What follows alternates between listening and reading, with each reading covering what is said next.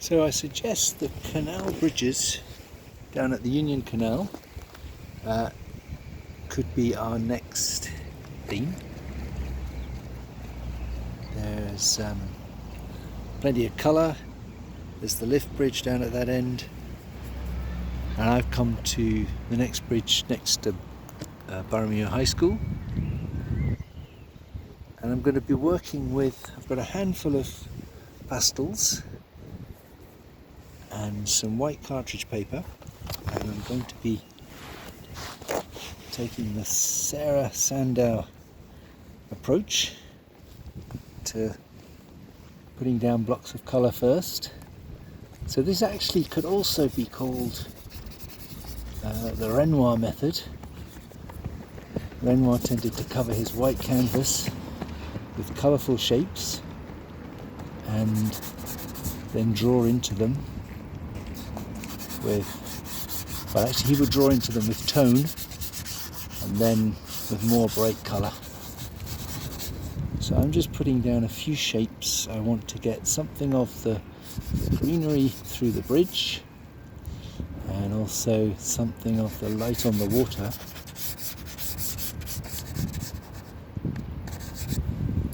And I've got to make sure my fingers are clean if I'm going to smudge this.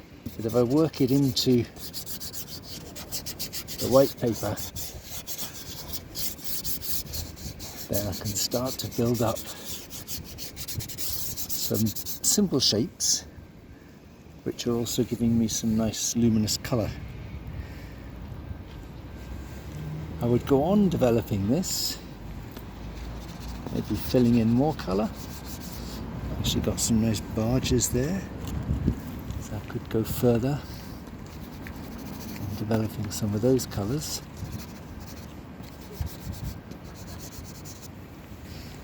But I'm beginning mainly with pure colour, or certainly the colour from the pastel sticks. So there's a looseness to that, and there's, if you like, there's an imprecision.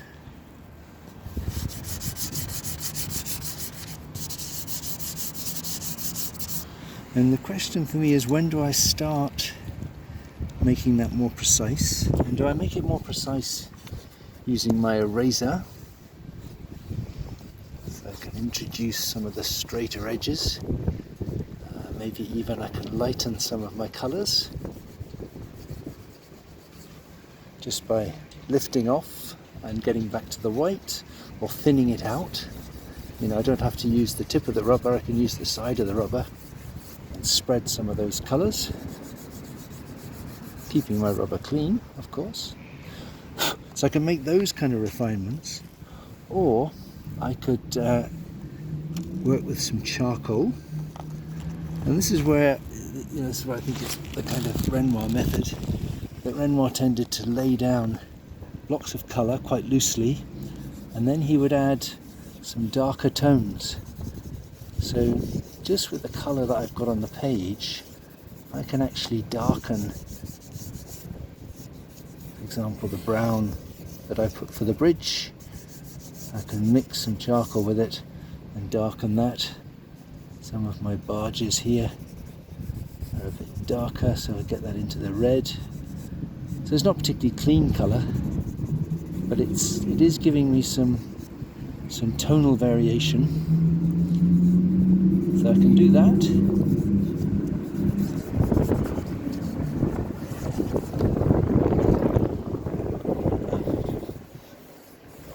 Here,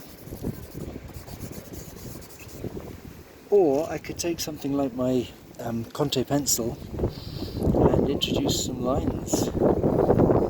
Doing terribly well in the wind, but as well as darkening some of those shapes using the charcoal, I can also introduce some more definite lines. When it comes to some of the perspective of the waterway going under the bridge, or some of these other edges, that line's quite useful. And you know, I'm changing my mind about things, so I can still lift off. This isn't a kind of unidirectional technique. Most of these things I can put on and take off again. And if the colour has worked thinly with my pastel, and I want to strengthen it, I'm encouraged by that. Well, then I can just load more on and build it up. So it's not such a sunny day. I may be exaggerating these colours, but some of that guidance or inspiration has come from just the way these colours are working together on the page. So it can be quite a nice gradual process of building colour up, intensifying it, and where necessary subtracting to get sort of more luminous effects. So I've worked with that bridge. There are other bridges, there are views through the bridge. I can use the bridge as a kind of frame for my scene. Or I might want to work more with the water and the reflections. Another thing about the canal, actually, so that's my work there. So that's how we'll be working on Monday. For those of us that we'll meet by the Leamington Lift Bridge, and we can wander in this direction or in the other direction and work a bit with the bridges as a kind of focus. But I think the other kind of dilemma, if we look around again, is just how much you work with the buildings, the built up area. There's a lot of new building down at the other end by the lift bridge. So I chose something, that's relatively rural looking. So that might be something to consider as well. I've taken a lot of photographs, and for those who don't join us on Monday, it's going to be possible to work with that material, I hope. And I recommend you start with this approach of putting down shapes in colour on white paper and then refining them or defining them depending on what you're looking for. Okay, well, see you tomorrow then.